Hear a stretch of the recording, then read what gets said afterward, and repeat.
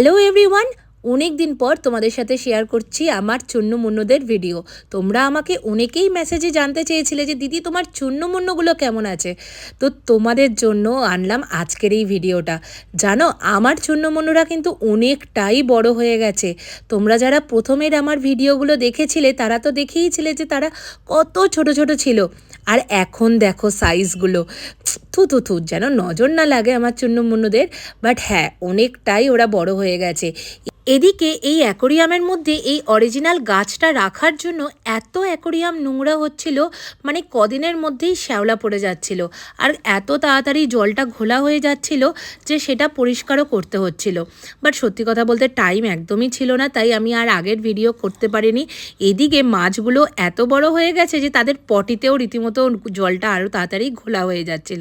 আর এইদিকে ও টাইমও পাচ্ছিল না, মানে ছুটি পাচ্ছিল না যে এটা পরিষ্কার করবে।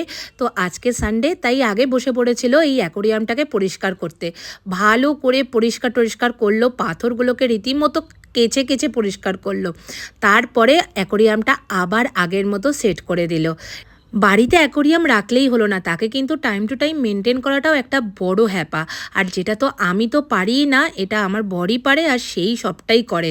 যাই হোক, অ্যাকোরিয়ামটা ভালো করে পরিষ্কার করাও হয়ে গেছে, আর পাথরগুলোও ভালো করে পরিষ্কার করা হয়ে গেছে। এবার অ্যাকোরিয়ামটা সেট করার পালা।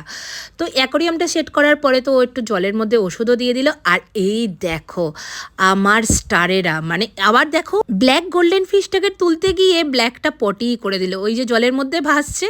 হ্যাঁ, এত বড় হয়ে গেছে আর এত পটি করছে যে জল এমনিতেই ঘোলা হয়ে যাচ্ছে।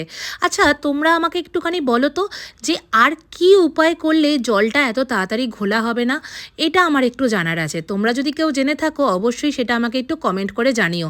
কারণ মাছগুলো তো বড় হচ্ছে, আর তার সাথে এখন খাওয়া দাওয়াও বেড়েছে, আর পটি করার সংখ্যাও বেড়েছে, আর তাতে আরও বেশি তাড়াতাড়ি জল ঘোলা হয়ে যাচ্ছে। সো এই হলো আমার চুন্নু মুন্নুরা। আর হ্যাঁ, ভেতরের ওই অরিজিনাল গাছটাকে বাদ দিয়ে দিয়েছি, ওই সেই আর্টিফিশিয়াল গাছটাকেই রেখেছি। আর দেখো ওরা এত সুন্দর চারিদিকে এরকমভাবে ঘুরে বেড়ায় না, যে সত্যি বলতে সামনে বসে থাকলে ওদেরকে দেখতে দেখতেই সময় কেটে যায়। আর প্লিজ তোমরা কিন্তু কমেন্ট করে অবশ্যই জানাবে যে কি করলে আর জলটা এত তাড়াতাড়ি ঘোলা হবে না, বা কোন মেশিন লাগালে। সো আজকের ভিডিওটা ভালো লাগলে একটা লাইক অ্যান্ড সাবস্ক্রাইব করে দিও।